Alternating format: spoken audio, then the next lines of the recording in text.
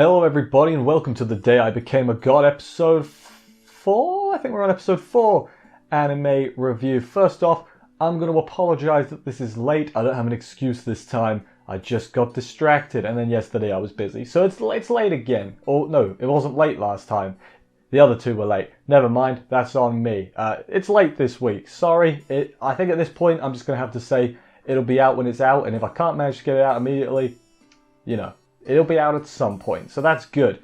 And second thing, from this episode itself, now, with my very, I can honestly say without a shadow of a doubt that I understand Mahjong even less than I did going into the episode. I know a solid one thing about Mahjong going into this week's episode, and that's that you play it with tiles. And the only reason I know that, weirdly enough, is because there was like a Call of Duty Easter egg or something. You remember zombies? They still have zombies. I haven't played a Call of Duty game in like 7 years, so I have no idea. There's like a zombies Easter egg where you had to do something with Mahjong tiles. And that's how I know Mahjong uses tiles. But anyway, yeah, this episode was weird. It was kind of surreal. It blew by because I had no idea what was going on. They were shouting words. If you didn't understand Mahjong, it was a lot of shouting and you wouldn't know what's real and what's not real. I was confused for a bit until they said, hey, that's not a real thing. So I guess that's good they explained it at least. But anyway, let's get on with the episode because I feel like we're going to go through this quite quick because a lot of it is going to be me like being like, I don't know Mahjong very well at all. No, not very well, just at all. Let's get into it.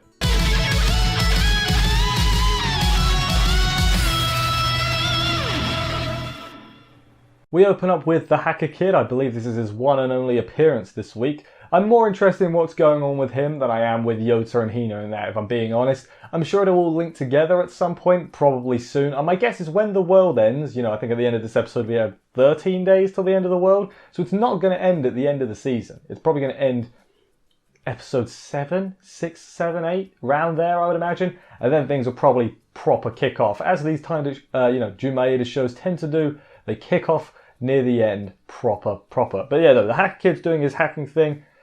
They got the acquaintance of their target they're looking for to meet with the CEO and discuss what they were talking about. This Dr. Kurogi guy is the guy they're after. I believe that's his name. That's what I've written down. So I'm going to hope that past me wrote good notes. He was said something about wanting to quantify love, this guy, but he was like, that's impossible. And then he was like, maybe it was something to do with a member of the family. So the only thing I can think of is that Hina is like this Dr. Kurogi's guy's like daughter or granddaughter or something. And that has something to do with it somehow. Again, I could be completely off here, but that's the only, connection could possibly be. And then this Hacker Kid is just like, bro, I knew that guy had a family. So my guess is Hina's the family and they're going to track her down because they're going to use her for something to figure out what they're after. And then Yota's going to be like, no, you can't kidnap my nun lolly. What are you doing? Stop it. And then they're going to get into some conflict, I imagine, sort of like that. That's kind of how I see it going. I could be a ways off, they could play Twister together. Who knows at this point? Speaking of Hina and Yota and the gang, the family, that's what they're called. We go to them. Hina wakes up all tired. She's a joy in the morning. And Yota is watching TV. Specifically, he's watching this. I mean, she's a hot reporter. No, she's not. She's a lawyer. This hot lawyer lady on the TV, and he's got the hots for her. And Hina's like, aha, I see. Later on, Hina is playing Mahjong on the computer, which is fair enough, She won using Yota's name. Turns out she was qualifying for a tournament, and now Yota's got to go do that. This tournament, the lawyer lady is also involved. Tengan, I think her name is. We find out at some point. She's going to be there, like hosting it or special guesting it. Point is, she's going to be there, so Hina's hooked him up basically. They were going to practice, but instead of practicing, she's like, just do what I say and you'll be good. And then they proceed to play more Dragon Quest.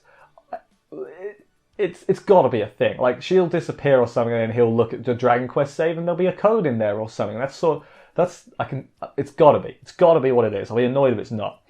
Then the next day or whenever, they're going to head to the venue for the thing. His friend, by the way, his guy friend is called Ashura, which sends Hina into a bit of a panic frenzy because that's also a god name. I think that we've discovered the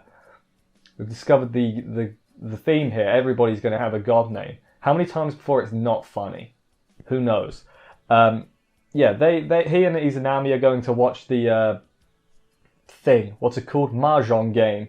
And he also stole his dad's suit because, damn it, you got to look presentable when you're mahjonging. Is that the correct term of playing mahjong? Mahjonging? I'm going to assume it is because it's a fun word to say nonetheless. We head to the waiting room where all the rest of the MLM players are, and Yota looks a little bit not out of character, he's a fish out of water a little bit. Tengen shows up and she's all like, I want to see something fresh in this game. And she's like eyeing them all up, as she does. And now he's like, crap, now I've got to meet her expectations because she's like, I saw you on the computer or whatever. And he does his interview where he's pretty toony because he's just doing what Hina tells him to, as he often does. But yeah, I'm just going to have this bit, I'm going to cut this bit short because I'm just going to put all of the Mahjong stuff together because, as I mentioned, I don't know anything about Mahjong. I'm just going to go quite quick and give the cliff notes if that's alright with you guys. I'm sure if you know the rules, you can explain to me how many rules were actually broken in this game. Because I'm going to assume it was all of them. All of the rules were broken at some point or t'other. So early on in the Mahjong game, Yota makes a ton of mistakes which send him to very low points because he did what Hina told him to. Again, it seems like Hina is giving him bad advice on purpose. So he gets super negative points. And then he basically just starts breaking the rules. He starts making up his own combinations, I guess. Again, no idea how to play Mahjong. And Tengen is like, that's allowed because that's okay. And at this point, it's like, alright, I honestly think this section went on a bit too long. Because once you figured it out, like he was just going to make make stuff up all the time. Saved it there. Make stuff up to everything. You didn't need this whole 15, 10, whatever minutes of it. You could have cut it a little short, but whatever.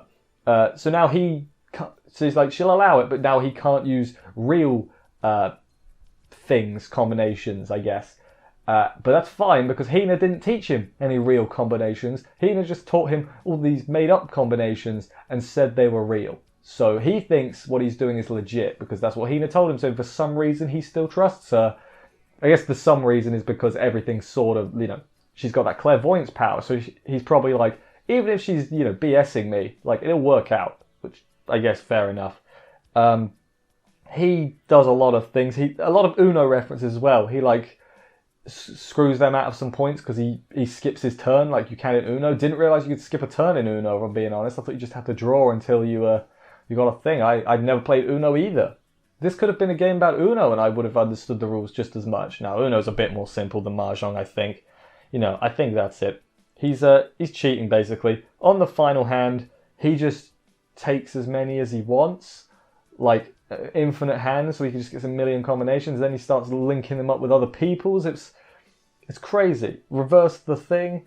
He wins, basically, by absolute shenanigans, and it's nonsense. If anybody in the comments actually knows the rules of Mahjong, like, I was going to say write every instance of a rule break, but I don't want to see a paragraph, so maybe don't do that. Maybe just be like, yes, he broke a lot of rules, and be like, that was an absolute shambles. Like, that was...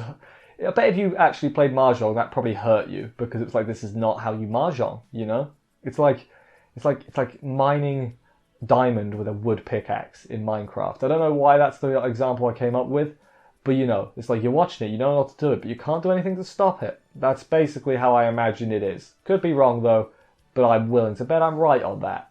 So yes, after Yota's thrilling victory, which he definitely deserved 100%, Tengen gives him a cup, and then things get a little odd. But before that, there's a really funny thing with like a pro player on commentary. It's like, what do you think about the game? And he's like, I have no comment. I have nothing to say on that. And it's like, you know what? Fair enough, pro player guy. I'm on your side here. What an absolute shit. Imagine all those people that came to watch expecting like a pro Mahjong match, and they watched that. Like, I know they didn't pay to get in probably, but I'd want my money back. Even if I didn't pay, I'd want my money back.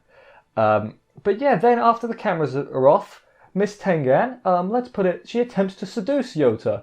It's not even like they use like Mahjong terms to sort of hide it, but she wants to shag him. That's what's going on here. And I'm like, how old are you? How old is he? Is it cool? It's probably not cool, right? And also, but of course, Yota being Yota, he's not cool. He's like, no, I can't. I like someone else. It's like, Yota. I've come to the conclusion after this week that Hina is the ultimate wing woman, and Yota is just ruining. She is setting up so many chances, like the second chance now. She's set up for him, and he's just blown it. He runs off. He gets chased off by the bodyguard because she's like, he's embarrassing me. Get him, bodyguard. And he's like, okay, I'm skedaddle now. And he does. He runs back to Hina, and Hina's like, dude, the world's over in 13 days. I'm trying to help you out here so you don't die a virgin, Yota. He's like, I only have 13 days of summer left. So I do think something's going to happen. Like, this episode, like, for all its mahjongness, it was actually pretty funny at points. I'm going to be honest. I thought it was kind of funny. I don't want to say I'm just waiting, but I think we're all in that situation where it's like, we know it's going to kick off at some point. Like, we've seen Angel Beats, we've seen Charlotte, we've seen Clanad. We know it's going to get there. We're just waiting for it. That's kind of how I feel anyway. I don't know if you agree or not, but yeah, that's where I'm at with this. I'm interested in what's going on with the hacker. My guess is next week he's going to find out that like Hina is somehow related to that Dr. Kurogi, I think his name was, guy. And then maybe the omniscience, whatever you want to call it, has got something to do with him as well, maybe. Could be wrong though. Maybe she's not a god, maybe she's just a science experiment. That's a distressing thought, isn't it? But yeah, no, what was my favourite part of this week's episode? You'll never guess. You'll never guess what it was. It was insanity. You'll guess. You'll probably guess. So I did think briefly, let's do the bit where Tengen tried to shag an actual high school student, and we'd probably get arrested for that. But no, I decided instead to go with just the insane Mahjong game, because I didn't have any idea what was going on, but it was still damn entertaining. Like, even on the best of times, I wouldn't have understood. But with all the broken rules, I was like, okay, whatevs. Like I said, probably went on a bit too long, but it was all right. It was pretty funny. I don't know if I sound quite down this week. It was just fine. It was a fine episode. I don't want to say it's spinning its wheels, but this show is just going all over the place at the moment. It's like baseball, boom, bloody restaurant, boom, blimmin' mahjong, boom. What's next week? I don't know. I'm not willing to make a suggestion as to what next week could possibly be. Hopefully Yota's friends get more, together, because they're sort of like each individual incidents now. Like, the senpai from last week, bring her back. She was the best one.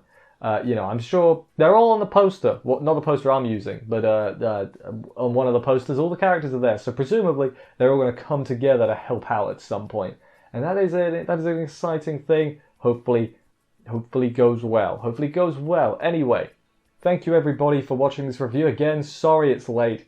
I will try and do better. But sometimes it'll be out when it's out. It won't be out any later than Tuesday. That's my promise to you right now. So Saturday, Sunday, Monday, Tuesday, one of those days it'll be out. So that's good. Anyway, thank you everybody for watching this review. As I said, I will see you at some point next week, probably, for another episode of this. Take care, and bye, guys.